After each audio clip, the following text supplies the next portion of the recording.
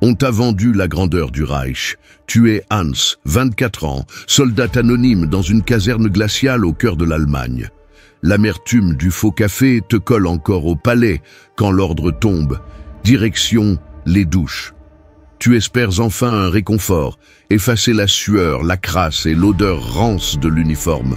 Le couloir est sombre, les murs transpirent l'humidité et chaque pas rapproche ce moment où tu pourras peut-être sentir l'eau chaude couler sur ta peau. Tu retires tes vêtements rêches, tes pieds nus heurtent le carrelage froid. Devant toi, les douches s'ouvrent dans un grondement métallique. Mais déjà, une brume glaciale s'échappe des tuyaux, pas de chaleur, seulement une morsure de glace. Et ce n'est pas le pire qui t'attend. Le jet s'abat sur toi comme un fouet. L'eau glaciale te coupe le souffle. Elle mord ta peau comme 1000 aiguilles. Chaque goutte est une lame qui traverse ta chair et fait claquer tes dents, malgré toi. Tu saisis la savonnette rêche qu'on t'a donnée, mais ce n'est pas du savon.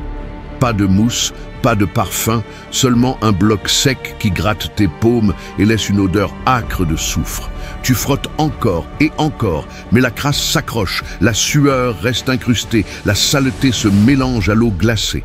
Tes pores se ferment sous le froid, la crasse s'incruste plus profondément.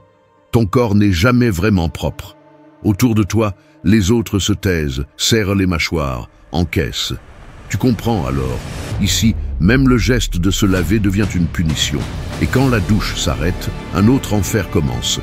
L'eau cesse soudain, te laissant trembler, les muscles tétanisés.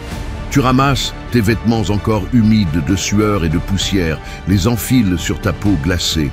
Rien n'a changé, si ce n'est ce frisson qui t'épuise déjà. Tes aisselles puent encore, tes mains collent, ton dos reste gras.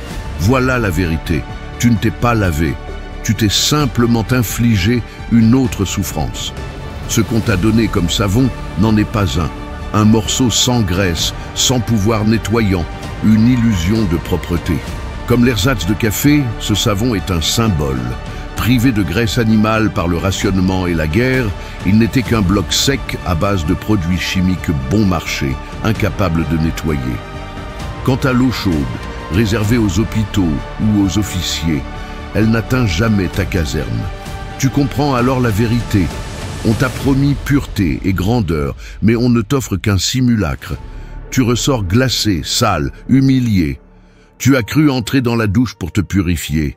Tu n'en ressors qu'avec la preuve que le Reich, lui aussi, est incapable de se laver de sa propre crasse. Demain soir, à 21h, ton enfer continue. Tu t'apprêtes à enfiler ton uniforme.